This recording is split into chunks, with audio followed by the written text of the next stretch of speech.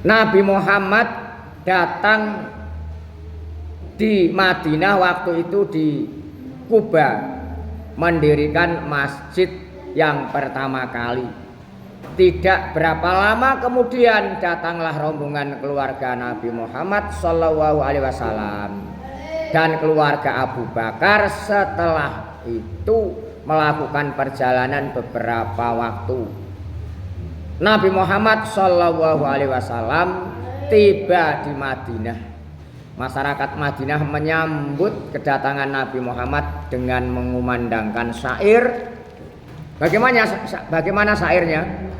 Tala'al badru alaina min saniyatil wada wajaba syukru alaina ma da'a lillahi da' ayyuhal mab'usu fina ji'ta bil amril muta'. Kalau diartikan qala al badru alaina sak terus. Bulan purnama telah muncul di tengah-tengah kita. Siapa ya? Nabi Muhammad. Dari celah-celah bebukitan. Dan wajiblah kita bersyukur atas ajakan atau beriman kepada Allah. Wahai orang yang dibangkitkan untuk kami, kau datang membawa ajaran yang wajib ditaati. Ini disambut dengan gembira ria. Masyarakat Madinah menyambut kedatangan Nabi Muhammad Shallallahu Alaihi Wasallam dan para sahabat dengan sukacita. Sangat senang sekali kita didatangi Nabi Muhammad bagaikan bulan purnama. Karena Nabi Muhammad itu adalah merupakan pemimpin umat manusia seluruh dunia. Dilahirkan atau menjadi nabi yang terakhir kali, nabi pada akhir zaman, tapi beliau adalah menjadi pemimpin seluruh umat manusia. Masyarakat Madinah menerima kehadiran Nabi Muhammad dan para sahabat dengan tangan terbuka. Sejak saat itu kota Yatsrib berganti nama menjadi Madinah. Sebelum Nabi hijrah ke Madinah, Madinah itu namanya adalah Yatsrib. Setelah Nabi datang ke sana, diganti dengan nama Madinatul Munawwarah, yang artinya yang kota yang bercahaya. Sejak Nabi Muhammad Shallallahu Alaihi Wasallam hijrah ke Madinah menjadi pusat dakwah, pusat pengajaran Islam dan pemerintahan Islam. Dari kota Madinah inilah Islam memancar ke seluruh penjuru semenanjung Arab dan seluruh 5 benua di dunia.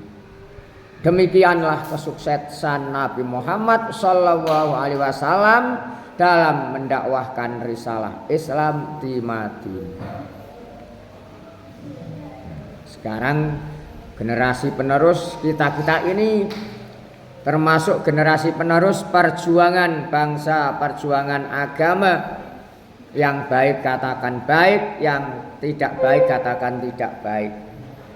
Qulil haqqo walau kana murran, katakanlah yang benar walaupun itu dalam keadaan pahit atau tidak enak didengar. Ini wajib kita sampaikan, berdakwah di mana saja berada dan menurut kemampuannya kita masing-masing. Berdakwah tidak usah menunggu ilmunya sudah nanti kalau sudah banyak atau tinggi. Kalau memang hanya tidak seberapa tapi dibutuhkan dan banyak orang yang membutuhkan, sampaikanlah. Ingatlah hadis balighu anni walau ayatan. Sampaikanlah dariku walaupun itu 1 ayat. Itu kalau memang Al-Quran. Kalau memang fikih ya 1 bab mungkin atau 1 fasal. Walau baban atau walau faslan dan sebagainya. Jadi kita berdakwah atau berjuang sudah tidak jangan menunggu sudah besok kalau ilmunya sudah banyak. Walaupun kita sudah muda, dibutuhkan warga, dibutuhkan orang lain kemampuan kita, berikanlah pada mereka. Dan berdakwah itu berbagai macam cara. Ada yang lewat ilmunya, harta bendanya, tenaganya, pemikirannya yang baik digunakan semuanya. Itu yang baik. Kalau kita punya harta, punya wawasan ilmu pengetahuan, ya disampaikan semuanya. Kita semua semata mencari ridhonya Allah Subhanahu wa ta'ala. Dengan niat yang baik, niat yang tulus, Allah akan membalas juga dengan kebaikan. Siapa yang menanam kebaikan pasti akan panen atau merasakan hasilnya dengan kebaikan. Demikian juga sebaliknya. Kalau menanam yang tidak baik juga hasilnya tidak baik juga. Sekarang Nabi Muhammad walaupun sudah tiada, dikenang seluruh penjuru dunia, Nabi yang terakhir adalah Nabi Muhammad. Termasuk amal ibadahnya kita sebagai umatnya banyak yang ditikalkan atau dilipat gandakan, dan usianya tidak begitu panjang dibandingkan umat-umat terdahulu. Umat Nabi Muhammad ini tergolong usia yang terpendek dibandingkan umat yang dulu. Di Madinah Nabi Muhammad juga berdakwah kepada umat di luar Jazirah Arab dengan menyampaikan surat dakwah. Surat dakwah ini diberikan kepada para pemimpin dan penguasa di luar Jazirah Arab pada waktu itu, termasuk Kaisar Heraklius, yaitu Kaisar Romawi. Nabi Muhammad mengirimkan surat dakwah Kaisar Heraklius melalui utusannya Dijah bin Khalifah. Namun Kaisar Heraklius menolak seruan dakwah yang dilakukan Nabi Muhammad SAW. Pada waktu itu surat dakwah Nabi Muhammad dibalas Kaisar dengan kata-kata yang sopan, yang ramah, yang tawadhu. Selain membalas surat dakwah, Kaisar Heraklius juga mengirimkan hadiah untuk Nabi Muhammad SAW sebagai ucapan penghormatan. Ini pada waktu dulu.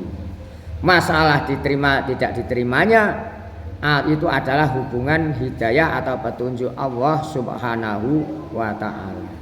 Makanya kita berdakwah di mana saja berada, di mana tempatnya, tidak usah cemas, tidak usah grogi, pede, percayalah diri. Masalah menerima dan tidaknya itu adalah utusan taufik hidayah maunahnya Allah Subhanahu wa ta'ala. Kita tidak bisa memberikan petunjuk atau hidayah, semuanya hak Allah. Dalam surat Al-Qasas disebutkan innaka la tahdi man ahbabta walakinnallaha yahdi may yasha. Jadi kita ini tidak bisa memberikan petunjuk walaupun kita itu senang kepada siapa saja, tapi hanya sekilas untuk mengingatkan lewat perkataan kita, lewat ajakan kita. Kalau memang masalah nerima dan tidaknya itu urusan Allah Subhanahu wa ta'ala. Wallahu a'lamu bil muhtadin. Allah Maha mengetahui dengan siapa yang mendapatkan petunjuk. Termasuk Muqawqis, gubernur Romawi di Mesir waktu itu. Nabi Muhammad berdakwah kepada Muqawqis, gubernur Mesir, dengan mengirim surat dakwah melalui utusannya. Siapa? Hatib. Namun Muqawqis belum bisa masuk Islam waktu itu. Selanjutnya Muqawqis memberikan surat balasan kepada Nabi Muhammad SAW dan memberikan hadiah berupa seorang budak waktu itu, kuda, keledai, dan pakaian-pakaian. Nah, ini ditanggapi dengan ramah juga. Ada yang menolak, berkata-kata sombong juga ada, termasuk dari Kaisar Persia. Ya, ini yang selanjutnya Sahinsah atau Kaisar Persia. Nabi Muhammad SAW berdakwah kepada Sahinsah Sahinsah adalah kaisar Persia pada waktu itu. Setelah menerima surat dakwah dari Nabi, Sahinsah berrobek-robeknya di depan utusan Nabi.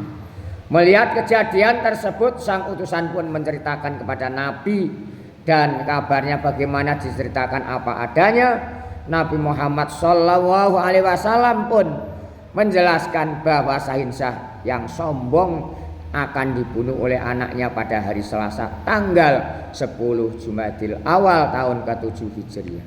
Ini Nabi mengatakan begitu. Ternyata pas, tidak gesek, tidak selisih, terjadi sungguhan. Dan apa yang dikatakan Nabi Muhammad Shallallahu Alaihi Wasallam benar, Sahinsah dibunuh oleh anaknya sendiri yang bernama Asirwaih pada hari dan tanggal sebagaimana yang dikatakan Nabi Shallallahu Alaihi Wasallam karena kedolimannya yang sangat brutal. Makanya kita jangan di dunia jangan selalu sombong. Kita harus yang sopan, yang ramah, yang sopan santun kepada siapa saja. Walaupun misalkan ada yang tidak suka, maka sambutlah dengan sukacita. Kita jangan memperlihatkan ketidaksukaannya. Biarlah mereka misalkan tidak suka pada kita, kita harus berusaha yang terbaik kepada mereka. Ya disapa. Kalau disapa enggak mau, berdiam terus, bahkan meletot pelengas-pelengos, biarinlah. Jarno, sing penting kita tidak punya hati yang bukan-bukan ya. Disapa lagi sampai beberapa kali. Kalau memang enggak mau, biarlah. Allah Maha mengetahui jiwanya hamba, baik yang dirahasiakan maupun yang dizahirkan. Semoga kita mendapatkan taufik hidayah serta maunahnya Allah Subhanahu wa taala. Amin ya rabbal alamin. Kita semua ditunjukkan ke jalan yang benar, ke jalan yang lurus, ke jalan yang diridhoi. Amin ya rabbal alamin.